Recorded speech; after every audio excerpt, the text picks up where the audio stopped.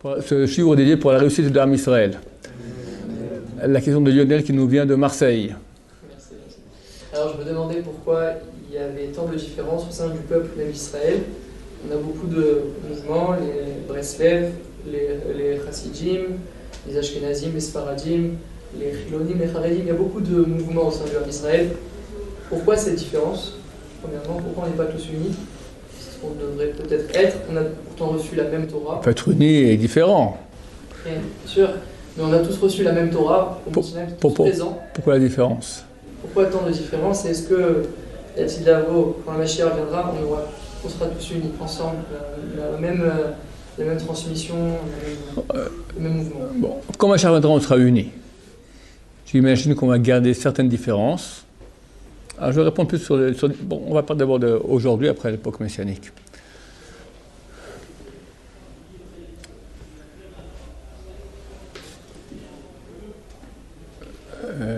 Chazal nous disent, Chazal c'est les sages de mémoire bénis, nous disent qu'à Sukkot, on prend 4 espèces de végétaux qu'on fait aller et venir chez les 4 coins cardinaux en haut et en bas. Ces végétaux sont l'oulav, c'est une feuille de palmier fermée, qui pousse en haut. La harava, c'est du sol. Le hadas, myrte, et etrog, le cédra, comme on dit en français. On dira en hébreu, c'est plus facile.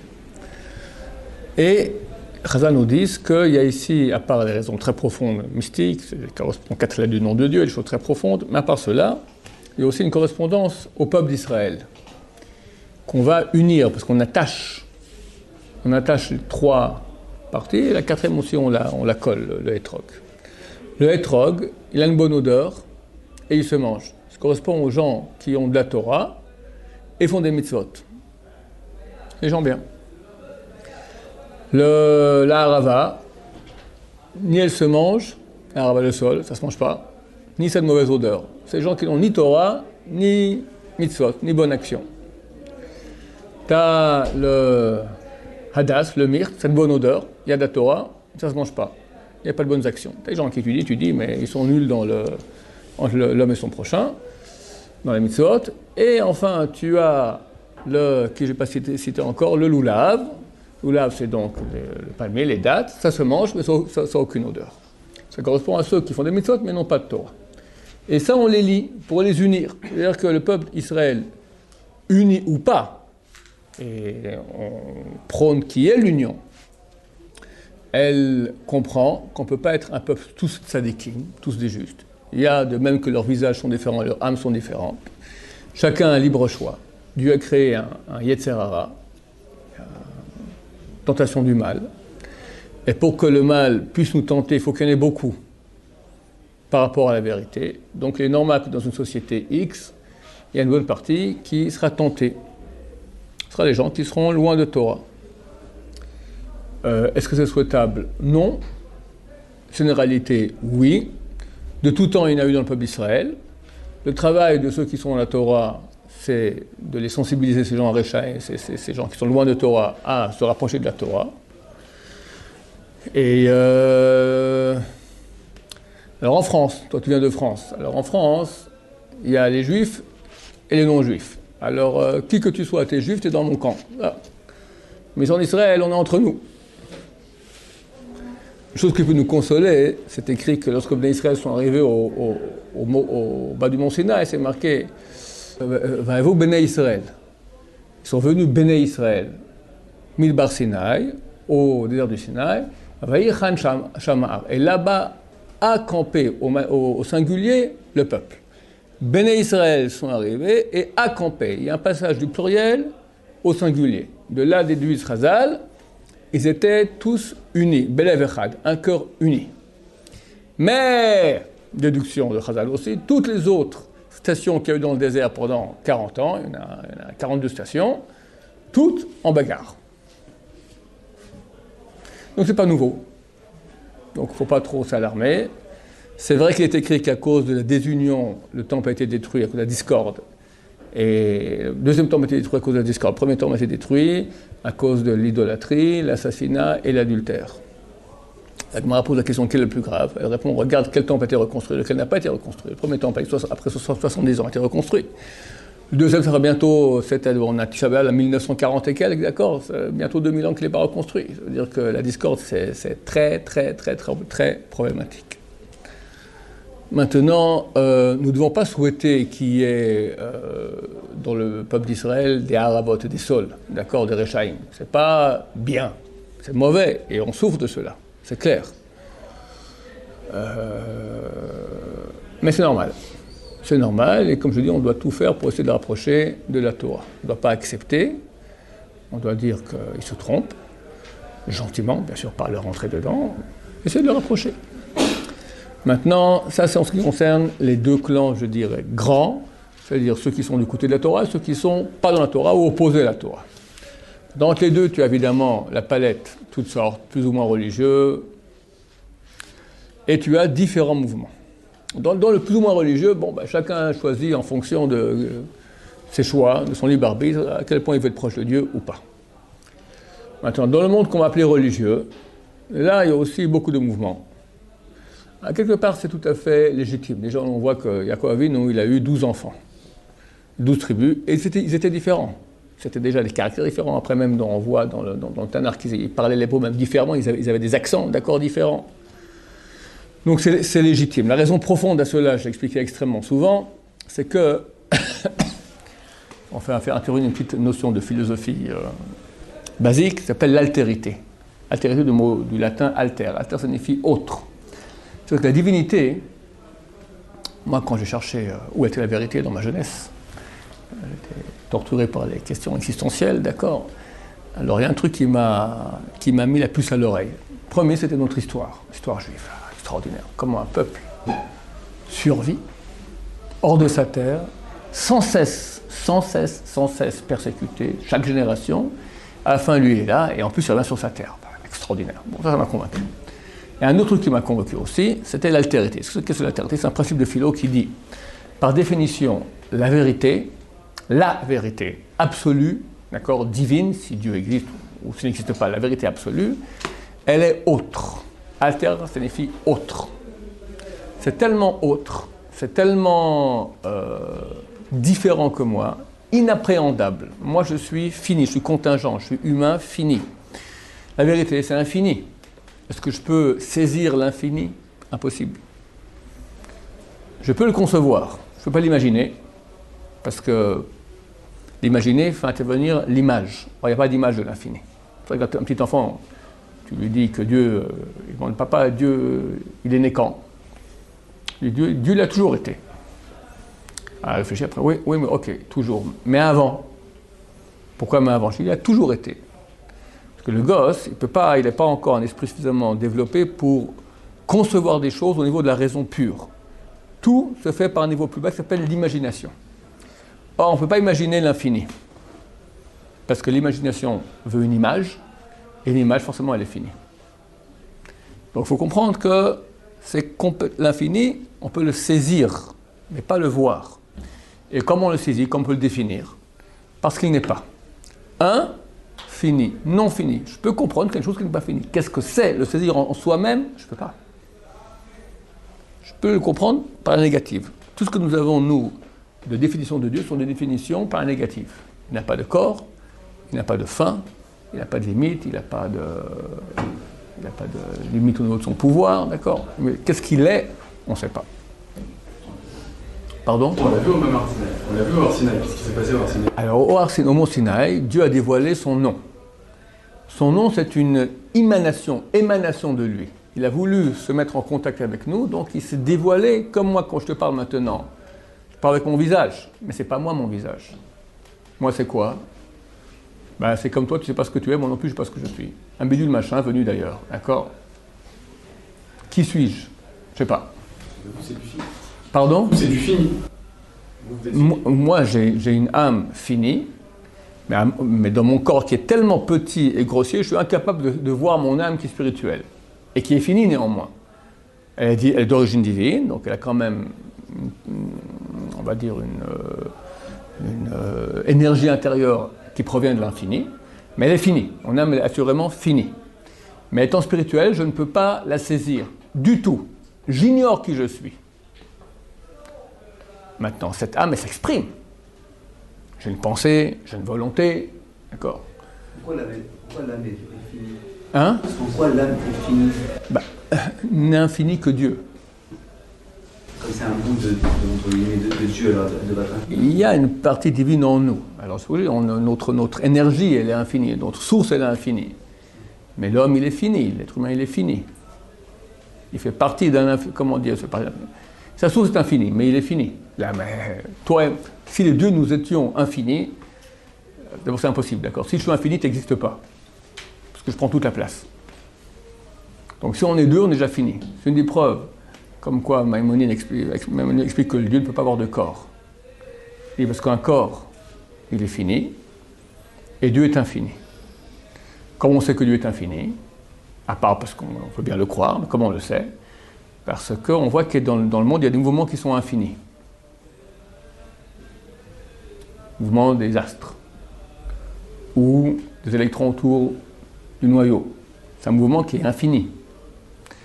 Pour créer une énergie infinie, il faut être infini. Pas comme j'en crois, je peux maintenant lancer une pierre, moi qui suis fini dans l'espace, elle va toujours voler. Ça, c'est des bêtises, on n'a pas compris ce que je veux dire. Pour créer une réalité infinie, il faut être infini. L'espace ou l'infini qui existe, d'accord, il peut être créé que par une entité infinie. Donc, étant donné qu'il y a des mouvements infinis dans le monde, donc il y a une source infinie, c'est Dieu. Maintenant, forcément, on n'a pas le corps, parce que s'il avait un corps, il aurait une limite. Or, c'est une limite, il n'est pas infini. Maintenant, forcément, il n'y en a pas deux.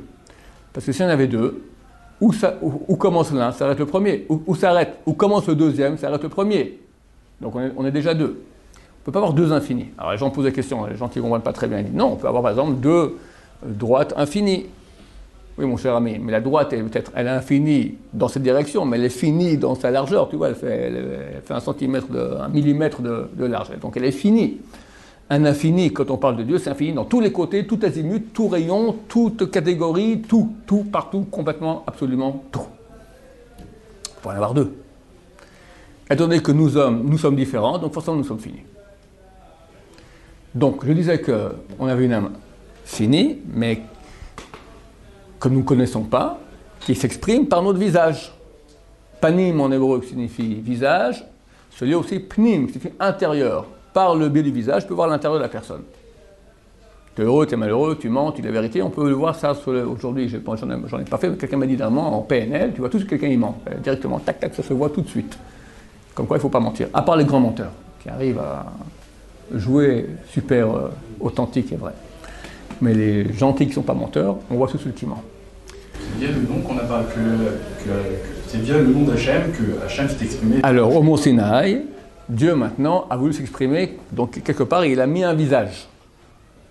Parce que le visage, on appelle ça son nom. Et lui et son nom font un. Un point tel que quand je dis Yudke Vavke, je l'appelle Dieu lui-même. Mais néanmoins, tu vois qu'il y a un nom. Ce nom, c'est une émanation, c'est le visage qu'il a mis pour pouvoir communiquer avec nous. Mais, pour venir maintenant à l'altérité, donc Dieu, dans sa réalité intrinsèque infinie, on ne peut pas du tout l'appréhender. Impossible. Dès lors, chaque message qui se veut vrai, divin absolu, quand moi je reçois, moi étant contingent et fini, ce message, forcément, ne peut pas être cohérent. S'il est cohérent, c'est qu'il est fini. Je comprends, je peux le saisir. Donc il est fini. C'est un principe de philo, l'altérité. Que nous ne pouvons pas saisir la vérité dans sa réalité intrinsèque. Ni ces messages qui sont absolus. Et j'ai vu dans ce que j'ai parcouru dans ma vie que toutes les religions, elles ont des messages tout à fait cohérents, à part la Torah. L'islam. L'islam. Il n'y a pas une marque dans l'islam. C'est-à-dire les chiites et les... Non, c'est autre chose, c'est la politique, ça. La politique, Mais ouais. c'est pas marque chez eux. Mais non, l'islam, c'est grâce à Dieu, Baruch Hashem, comme Dieu est grand et nous aime, il a fait un miracle. Que quand Mohammed est décédé, d'abord, il n'a pas eu de garçon, il a eu des filles. Baruch Hashem. Et il y avait un problème quand il est décédé. Qui reprend maintenant le flambeau? Il avait le choix ou son gendre, Ali, ou son compagnon d'armes, Abu Bakr. Tu vois, j'ai bien fait mes classes. Alors, si nous bien de Ali sont sortis les sunnites, et d'Abu Bakr sont sortis les chiites, ou le contraire. Et après une bagarre, un tue le cousin de l'autre, et depuis, c'est la haine totale, plus grande au monde que tout. Ils saillissent plus qu'ils haïssent les juifs, tu comprends ce que ça veut dire, c'est inimaginable. Mais c'est pas dans leur religion, c'est pas dans l'islam, c'est de la politique. Politique religieuse, on va dire, cléricale. Alors revenons à la vérité. Alors une seule Torah, elle dit un truc super osé. Elle dit, Bet Shammai dit X. Bet Hillel dit moins X. Un dit il faut faire comme ça. L'autre dit non, il faut faire tout le contraire. Qui a raison? La Gemara, elle dit les deux sont paroles du Dieu vivant. Ça veut dire quoi? Les deux sont vrais. C'est pas possible. Si un a raison, par définition l'autre il a tort. Et si le deuxième il a raison, par définition le premier il a tort. Mais non, t'as rien compris.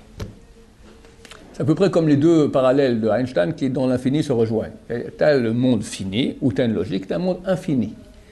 On peut comprendre ça avec l'exemple que je donne toujours. Passe-moi s'il te plaît la Gemara ici, Rouven, voilà ce gros livre-là. Et vu que tu ne connais pas encore cette conférence que j'ai faite à peu près 100 fois ici, tu vas en être maintenant le Kobe. Et toi tu connais ça, hein? Toi tu ne connais pas. Voilà, très bien. Quelle forme géométrique vois-tu, Rouven, devant toi? Rectangulaire. Très bien. Non, c'est pas. Qu'est-ce qui est plus grand, la base ou la hauteur? La base ou la hauteur? Je dirais... Réfléchis bien. Qu'est-ce qui est plus grand? Techniquement, c'est la hauteur. Bravo. Très bonne réponse. Est-ce que tu pourrais, ne le jure pas, mais est-ce que tu pourrais le jurer? C'est obvious. C'est une preuve, c'est une preuve visuelle. Voilà, c'est comme ça, vraiment. Ça ne peut pas être autrement. Quelqu'un vient te dire, écoute mon cher, mais tu te plantes complètement. Cet objet-là, sa base est plus grande que sa hauteur. C'est pas possible.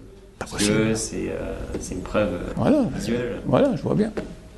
Je demande à Élie, dis-moi, ce même objet qu'il regarde, le jeune homme, là, qu'est-ce qui est plus grand, la hauteur ou la base? La base. La hauteur est plus petite. Bagarrez-vous. Qui a raison? Celui qui voit maintenant, celui qui voit d'un seul angle, parce qu'il est fini. Nous, par rapport à la vérité, nous sommes finis. Donc notre perception de la vérité absolue, elle voit d'après un. Ce sont des sources d'âme, d'accord? Ce sont des parties du monde spirituel. Il y a plusieurs mondes. La source d'âme de Beth Shammai, leur monde, ils voient la réalité de la Torah, de la vérité, comme ça. Et Beth Hillel, il voit comme ça. Celui qui observe de loin, comme nous, on voit un bouquin, on comprend que les deux ont raison.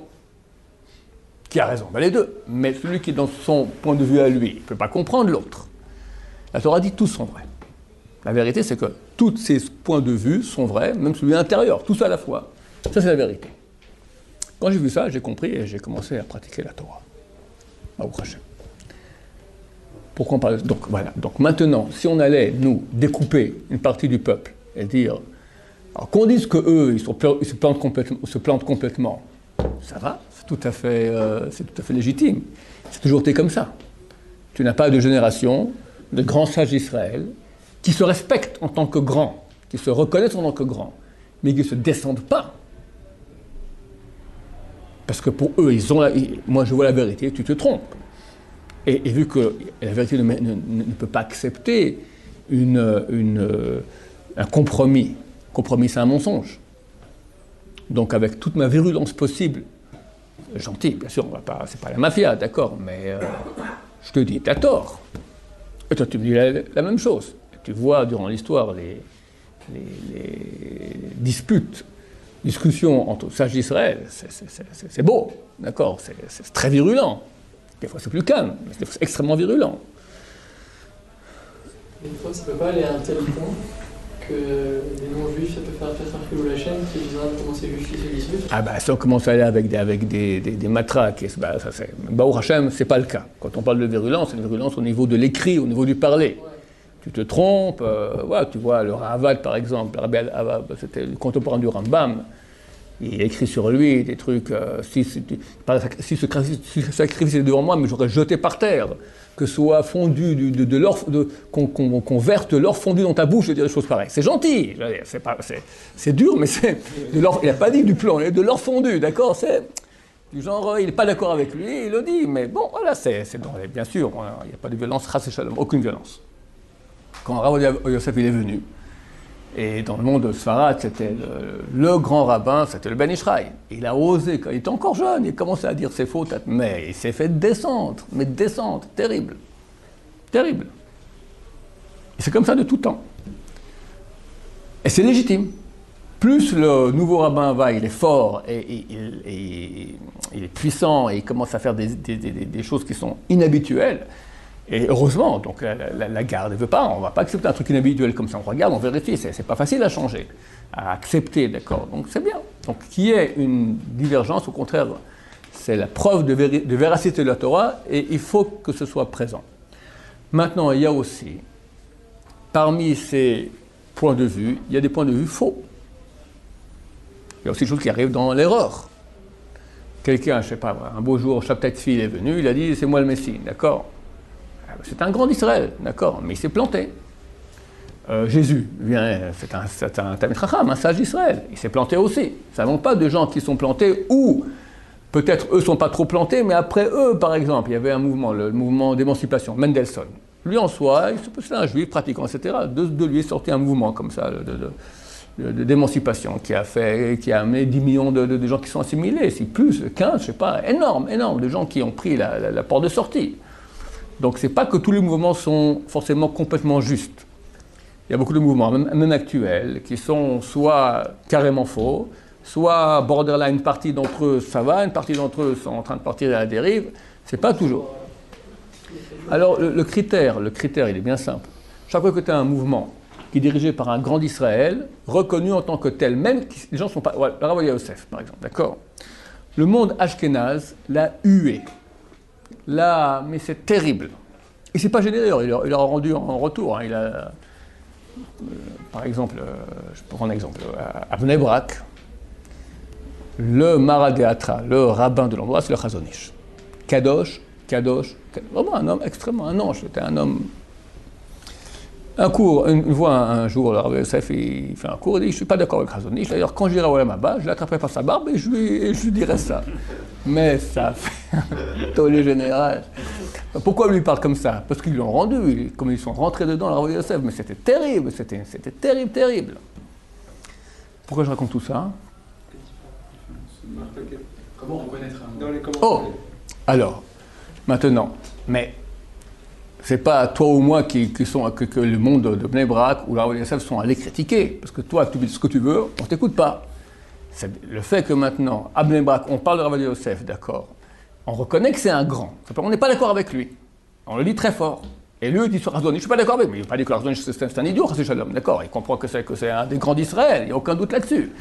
Donc, les grands entre eux, ils parlent et c'est légitime. Les petits ne doivent pas parler. C'est extrêmement grave. On n'a pas le droit de parler sur un grand, jamais, je peux continuer des heures, je dirais. C'est extrêmement grave, extrêmement dangereux. Extrêmement dangereux. On ne joue pas avec ça. Extrêmement grave. Donc les grands entre eux, légitimes. Nous, on se tait. Simplement, tu veux savoir si tu es dans le juste ou pas, tu suis un grand de la Torah reconnu en tant que tel, tant qu'il est vivant, c'est pas compliqué de pouvoir y voir analyser pour vous-même, dès qu'il n'y a pas un grand qui est derrière, un grand vivant, et pas au nom duquel on dit alors qu'il est déjà mort. Prouve que maintenant, il y a déjà un problème, ou en tout cas, ça peut arriver à des problèmes, parce qu'on ne sait pas quoi faire. On n'est pas dirigé. Et s'il n'y a pas une direction de grand, il y a une direction de petit, tous les coups sont permis. On peut arriver à n'importe quelle aberration. Et la Hatid Lavo, comment ça se passe? Alors, quand Mashiach reviendra, il n'y aura plus qu'une seule halakha, ça c'est clair. Comment? On ne sait pas. Rabbi Nosson Bashouli, il a dit, à mon avis, ce sera comme le Rambam. Comme ça, il a dit. À mon avis, comme Mashiach viendra, l'Acha sera comme le Rambam. Tu peux se tromper, il a dit. À mon avis, ce sera comme le Rambam. C'est un peu comme Beth Shammai, Mashiach? Beth Shammai aussi. Rambam Beth Shammai. On posera la question au Mashiach, on verra comment on fera. Baruch Adonai, l'homme va